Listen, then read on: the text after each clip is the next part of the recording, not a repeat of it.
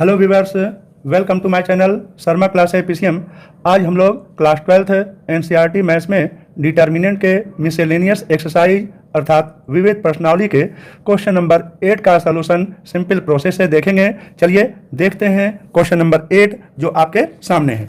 Question number 8 में कह रहा है let capital A equal to this matrix and here we have to verify first part adjoint A whole inverse equal to adjoint A inverse. हमें यहाँ पर इसको proof करना है। जब यह प्रूफ हो जाए तो इसके बाद सेकंड पार्ट में हमें प्रूफ करना है A inverse whole inverse equal to matrix A।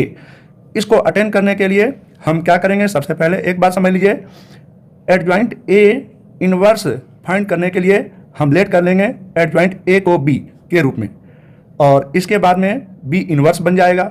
B inverse के लिए फार्मूला होता है 1 upon determinant of B into adjoint B।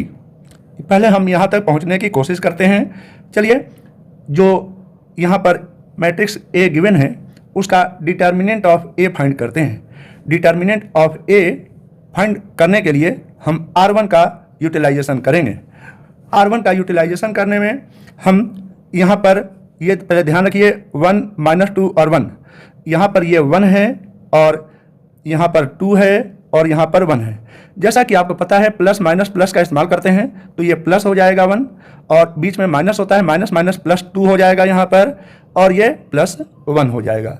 अब इसके बाद में इसके डिटर्मिनेंट को अटेंड करने की कोशिश करते हैं।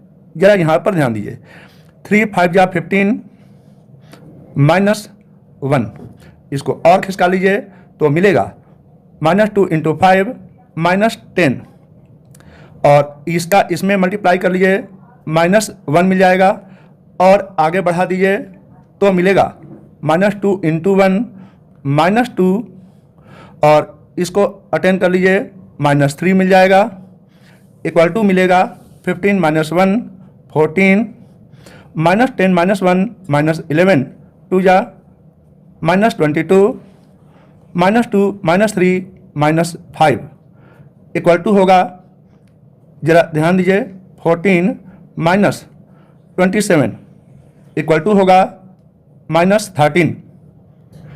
अब आपको एडजॉइंट A फाइंड करने के लिए मैट्रिक्स A यहाँ से आपको देखना पड़ेगा और इसका कोफैक्टर हमें फाइंड आउट करना पड़ेगा, जैसे capital A11 capital A12 capital A13 etcetera.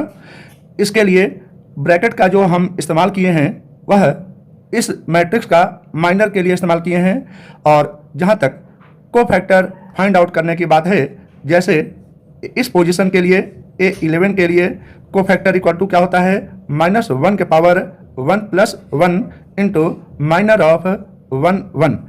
तो यहाँ पर आपको क्या दिखाई देगा, प्लस माइनर ऑफ 1 1।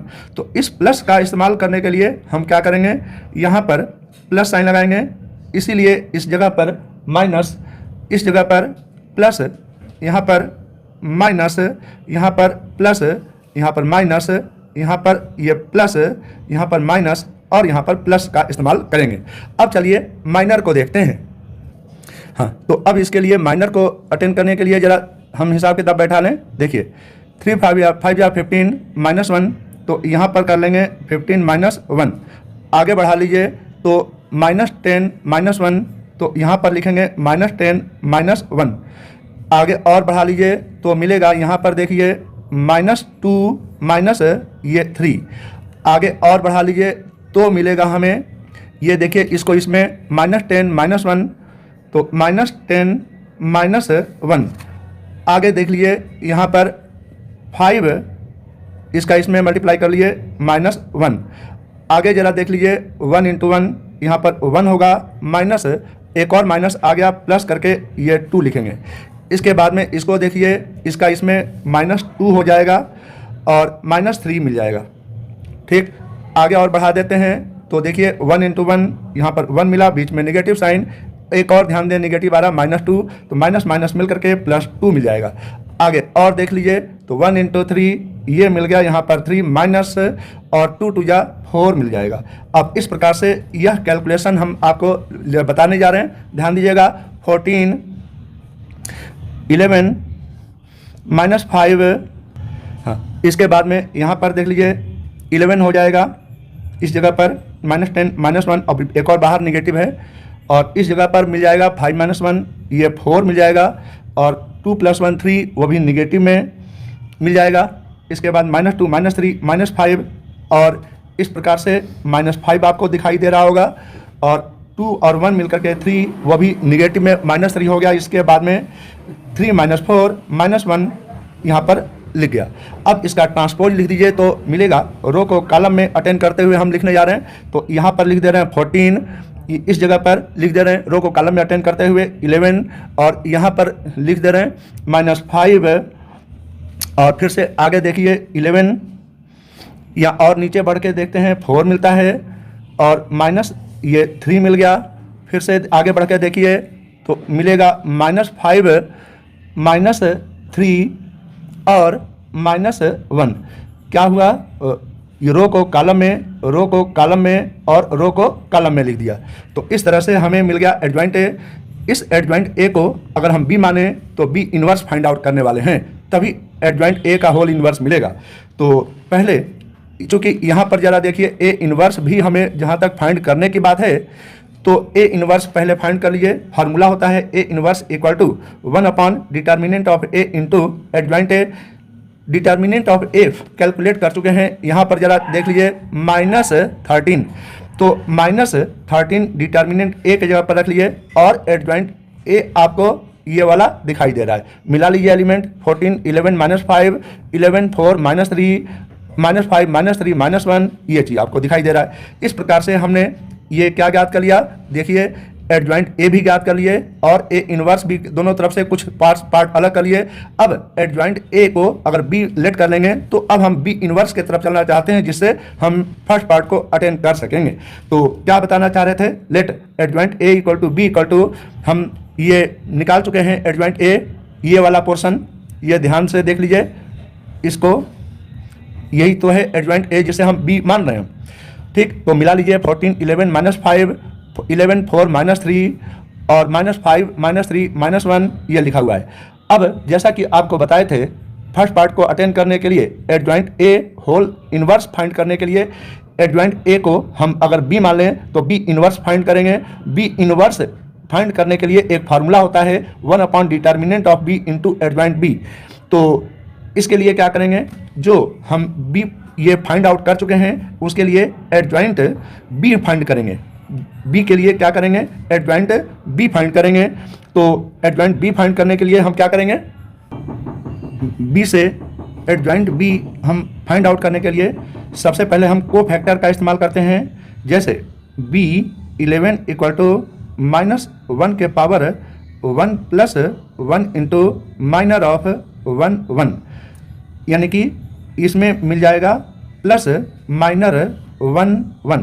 तो इसीलिए यहाँ पर प्लस अब ब्रैकेट वाला माइनर हो जाता है, और इसी रूल के अकॉर्डिंग यहाँ पर माइनस हो जाता है, यहाँ पर प्लस, यहाँ पर माइनस, यहाँ पर प्लस, यहाँ पर माइनस, यहाँ पर प्लस माइनस और प्लस लेकर के जो बी हम फाइंड किए हैं इसी को देखते हुए इससे माइनर लिखेंगे और इस ब्रैकेट के अंदर हम अटेंड करने वाले हैं।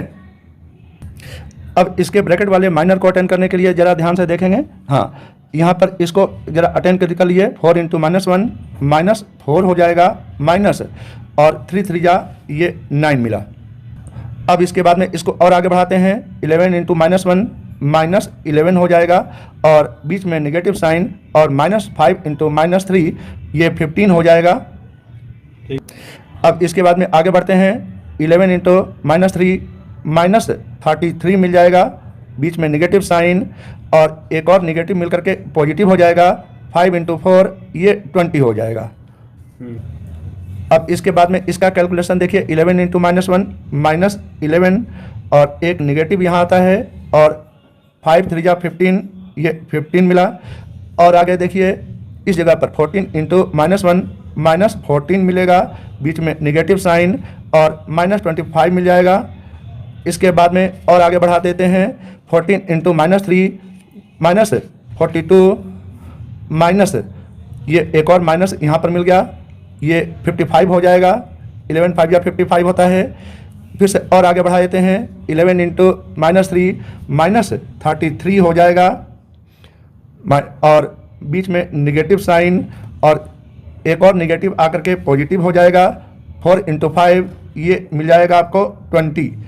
इसके बाद में और आगे बढ़ा देते हैं, 14 इंटू 3 यहाँ पर माइनस में 42 मिल जाएगा, बीच में निगेटिव साइन और एक और निगेटिव मिल करके ये पॉजिटिव हो जाएगा। 11 5 या 55 मिल जाएगा। इसके बाद में लास्ट स्टेप जरा देख लीजिए, 14 इंटू 4 56 माइनस 11 इंटू 11 121 121 आएगा। अब इसके बाद में इनके सिस्टम को अटेंड कर लें, -9 -4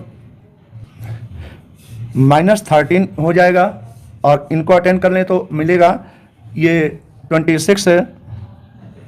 इसके बाद में मिल जाएगा -13, इसके बाद में मिल जाएगा, इनको जोड़ दीजिए तो 26 मिल जाएगा। इसके बाद में इनको अटेंड करोगे तो मिलेगा ये -39, देखो। इसके बाद में इनको अटेंड करोगे तो मिल जाएगा -13। इसके बाद में और आगे बढ़ें, इनको जोड़ लें तो मिलेगा -33 + 20 माइनस ये 13 मिलेगा, और इसके बाद में -42 + 55 मिलेगा -13, और लास्ट में मिलेगा 56 -121 = मिलेगा -65। ये चीज़ मिल जाएगा। और इसका ट्रांसपोज करने की जहाँ तक बात है, इसका ट्रांसपोज कर लीजिए तो मिलेगा, ये देखिए ध्यान से। अब इसके चूँकि ट्रांसपोज करना है तो रो को कॉलम में करने पर इक्वल एलिमेंट मिल रहा है, तो उसी को हम अटेंड करने जा रहे हैं। -13 ये 26 -13 ये 26 मिल गया, -39 मिल गया यहाँ पर, -13 मिल गया यहाँ पर, -13 मिल गया यहाँ पर, -13 मिल गया, -65 मिल गया। तो इस तरह से आपको एडजॉइंट बी मिल गया। अब आप अटेंड करें बी का डिटर्मिनेंट। तो चूँकि बी यहाँ पर एडजॉइंट ए है, तो एडजॉइंट ए लिख करके जिसे बी हम लेट कर लिए हैं, और उसके डिटर्मिनेंट को फाइंड करने के लिए हम वही पुरानी विधि का इस्तेमाल करते हैं।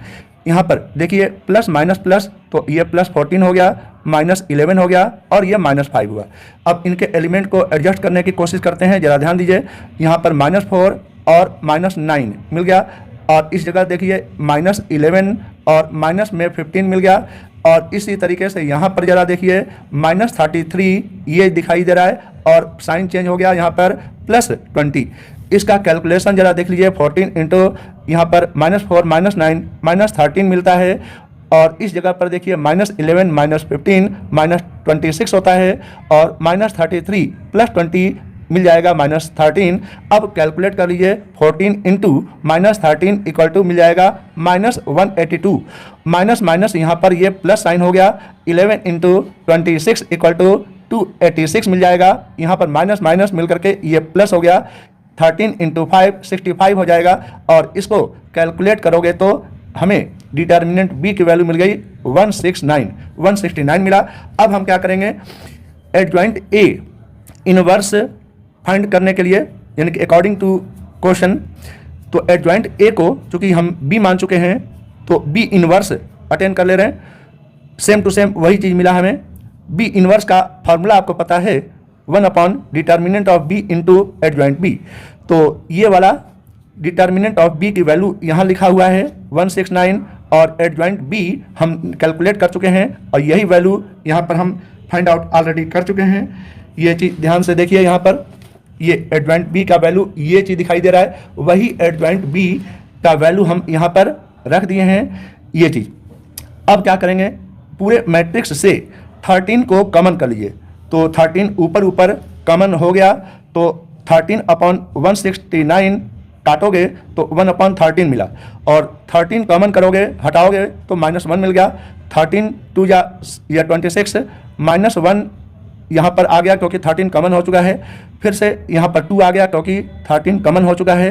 -3 आ गया क्योंकि यहाँ पर ये 13 कॉमन हो गया। इस तरह से 13 कॉमन करते हुए रिमेनिंग पार्ट्स को, रिमेनिंग वैल्यूज को हम लिख लिए हैं। अब इसके बाद में हमें मिला क्या, एडजॉइंट ए का इनवर्स मिला 1/13। दिस इज द ये मैट्रिक्स। अब इसके बाद में let A inverse equal to, हम अब सी मान लें थोड़ी देर के लिए। क्यों? क्योंकि ए इनवर्स का होल इनवर्स का मतलब क्या हो गया, सी का इनवर्स हम फाइंड करेंगे। सी इनवर्स का फॉर्मूला क्या होगा, ये one by determinant of C into adjoint C. Adjoint C हम फाइंड करने वाले हैं। इतनी तो जानकारी आपको हो गई ना। इसको अलग कर लेते हैं। ये एक्स्ट्रा नॉलेज आपको होनी चाहिए ये चीज़। तो इसके लिए हमें सबसे पहले क्या ये देखना पड़ेगा, सी मिल गया ये चीज़, जैसा कि ये चीज़ दिखाई दे रहा है यहाँ पर। ए इनवर्स की जहाँ तक बात कर रहे हैं -1/13 इंटू ये मैट्रिक्स है। ये ए इनवर्स के लिए फिर से दोबारा हम बताना चाहते हैं, फिर से दोबारा देख लीजिए। यहाँ पर से ए इनवर्स जो हम फाइंड किए हैं उसी ए इनवर्स को हम लिखने की कोशिश करेंगे। वही ए इनवर्स हम कैलकुलेट कर चुके हैं। ये कैलकुलेशन किया गया वैल्यू है, पीछे से हटा निकाल करके सामने आके रख दिए हैं। अब क्या लिखेंगे, -1/13 को सभी एलिमेंट में डिवाइड कर दीजिए तो मिलेगा। यहाँ से देखिए 14/-13 यानी कि -14/13, 11/-13 ये मिला, और माइनस माइनस कैंस प्लस कैन हो जाएगा, और 5/13 मिला, 11/-13 ये दिख रहा है, -4/13 ये मिला, माइनस माइनस कैंसिल हो गया, यहाँ पर प्लस हो जाएगा, 3/13 मिल गया, और माइनस माइनस प्लस हो जाएगा, 5/13 मिल गया यहाँ पर। इसके बाद में माइनस कैंसिल हो गया, ये 3/13 ये मिल गया, और फिर से माइनस कैंसिल हो गया, ये मिल जाएगा 1/13। तो हमें सी मिल गया। सी के बाद में क्या चाहिए हमें, सी इनवर्स के लिए हम सबसे पहले एडजॉइंट सी फाइंड करने वाले हैं। ठीक, तो एडजॉइंट सी फाइंड करने के लिए हम क्या करेंगे, वही पुरानी विधि।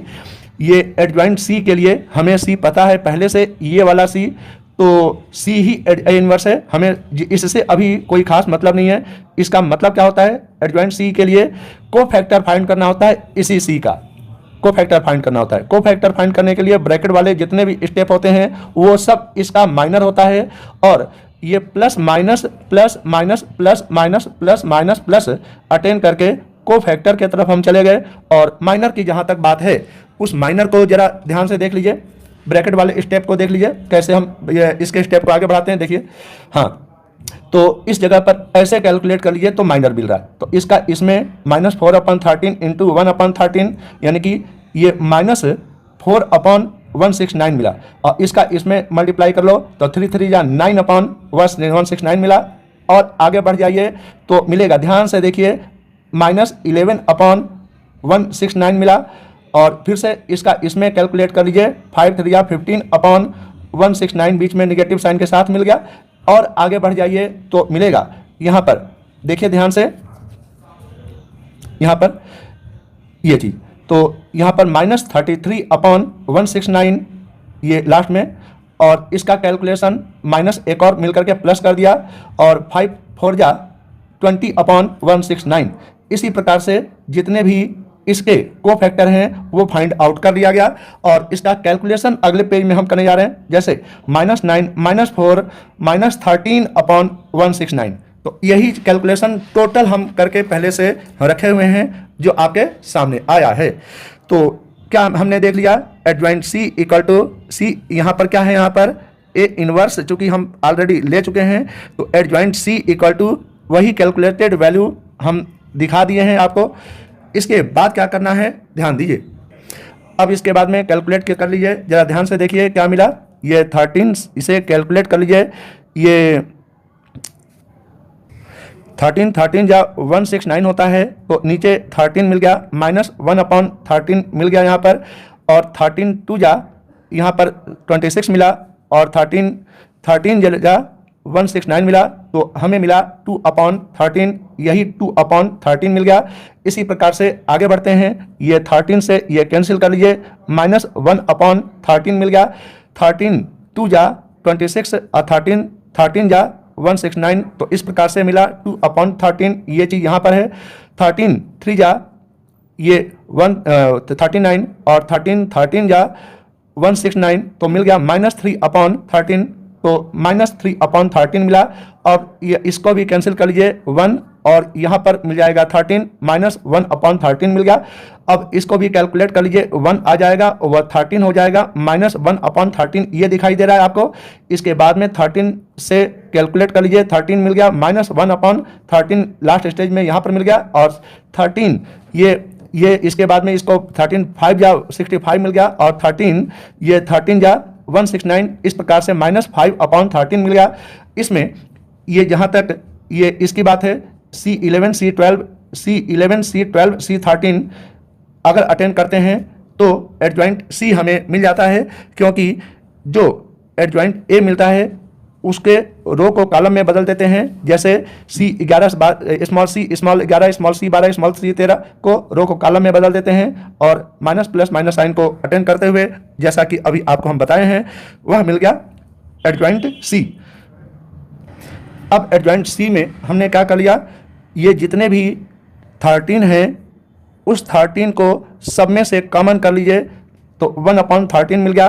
तो देख लीजिए माइनस 1 अंदर ही रह गया कैपिटल ब्रैकेट के अंदर, यहाँ पर ये 2 मिल गया, माइनस 1 मिल गया, 2 मिल गया यहाँ पर जिससे 13 कॉमन हो चुका है, माइनस 1 मिल गया, माइनस 1 मिल गया, माइनस 1 मिल गया, माइनस 5 मिल गया। इसको हम अटेंड कर लेते हैं इक्वेशन नंबर 2। इस प्रकार से हम देखते हैं by equation 2 equal to equation 1 we have adjoint A inverse equal to adjoint A whole inverse, या हम कह सकते हैं इसको पहले लिख लीजिए इसको बाद में लिख लीजिए तो हम कह सकते हैं adjoint A whole inverse equal to adjoint A inverse. यही हमें यहाँ पर प्रूव करना था। अब आपको देखना है इसी क्वेश्चन नंबर 8 का सेकंड पार्ट जो नेक्स्ट पेज में है, यह आपके सामने है। देखिए ध्यान से, here we have to find या prove that A inverse whole inverse equal to A। तो ऐसे में A इनवर्स को C मान लिया गया है, तो A इनवर्स को हम C मान करके सॉल्व कर रहे हैं। A इनवर्स हम पहले ही फाइंड आउट कर चुके हैं, देखिए A इनवर्स हम पहले से ही हम फाइंड आउट कर चुके हैं, इसी A इनवर्स को हम C मानेंगे। ठीक, A इनवर्स को हम C मान करके काम करते हैं, यही C एलिमेंट हो गया। तो इसमें 14 से 13 को डिवाइड करके माइनस साइन लगाते हुए इनके एलिमेंट को लिख दिया गया, जिसमें small C11 small C12 small C13 small C21 इस तरह से सभी एलिमेंट मिल गया। अब इसी C का एडजॉइंट C हम फाइंड आउट करेंगे। एडजॉइंट C फाइंड आउट करने के लिए क्या करेंगे, इसका कैलकुलेशन करेंगे। हाँ, इस C के एलिमेंट्स से हम को फैक्टर फाइंड आउट करने के लिए C पहले 11 जो कि इस जगह पर है कैपिटल C11, इसको समझ लीजिए कि कैसे फाइंड आउट करेंगे। C11 इक्वल टू माइनस 1 के power 1 plus 1 into minor of 1 equal to minus minus ये इवन नंबर ये पावर हो गया यहाँ पर, तो प्लस हो गया माइनर ऑफ 1। इसको जहाँ तक कैलकुलेट करने की बात है, यह कैलकुलेशन कैसे मिलेगा, यह वैल्यू हम कैसे फाइंड आउट करेंगे, यही आपको बताना चाह रहे हैं। ध्यान से देखिए। हाँ, माइनर फाइंड करने के लिए, ये वाला माइनर फाइंड करने के लिए M11 के लिए ज़रा देख लीजिए, इसको इससे कैलकुलेट करेंगे माइनस 4/169 माइनस 4/169 बीच में नेगेटिव होता है, और यहाँ पर देखिए 3 3 9/169 मिला। तो 4 माइनस ये -4 -9, तो ये मिल जाएगा क्या चीज़, माइनस 13/169 इक्वल टू मिल जाएगा -1/13। यही -1/13 आपको ये दिखाई दे रहा है। ठीक, इसी प्रकार से ये दूसरा इस माइनर को अटेंड किया गया, इसको इसके साथ ये कैलकुलेट करके इस वैल्यू को हम लिख दिए हैं।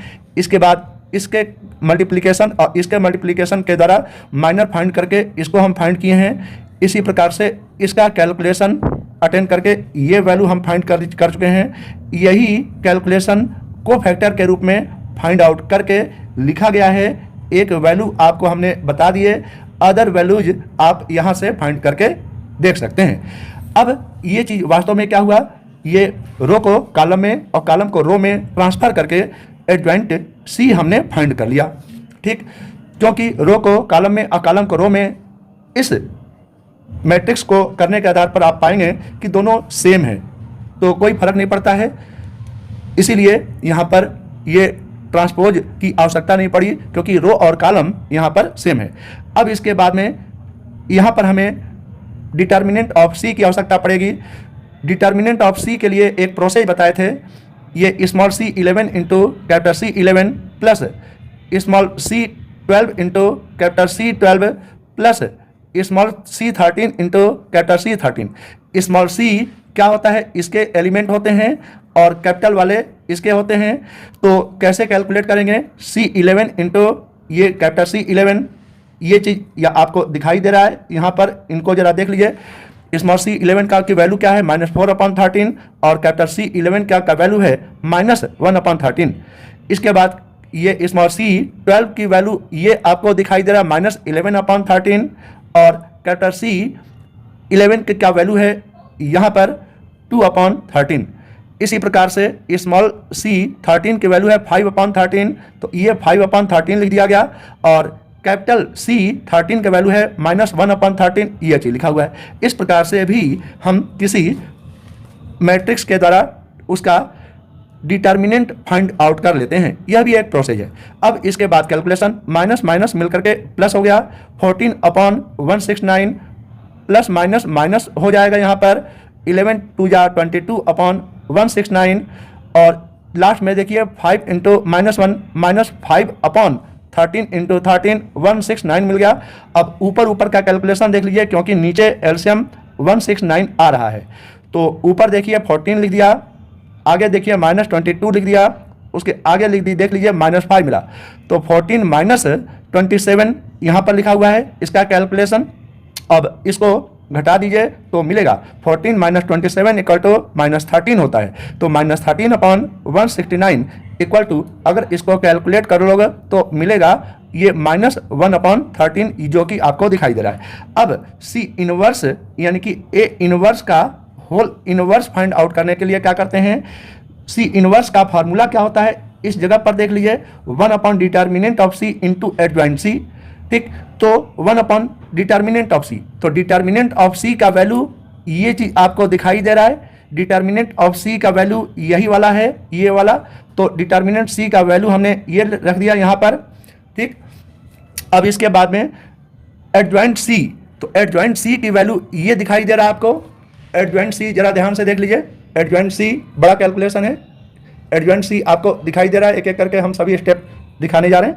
और इसके बाद में एडजॉइंट सी के एलिमेंट्स को जब रखेंगे, ये 13 को एलसीएम के रूप में कॉमन करते हुए, ये यहाँ से 13 एलसीएम को कॉमन करते हुए लिख दिए, और इसके बाद में 13 से ये 13 को कैंसिल आउट कर दिया, ये निगेटिव आ गया और बाहर निगेटिव है, और इस मैट्रिक्स में साइन चेंज कर दीजिए तो यह सी इनवर्स का कैलकुलेशन मिल जाएगा।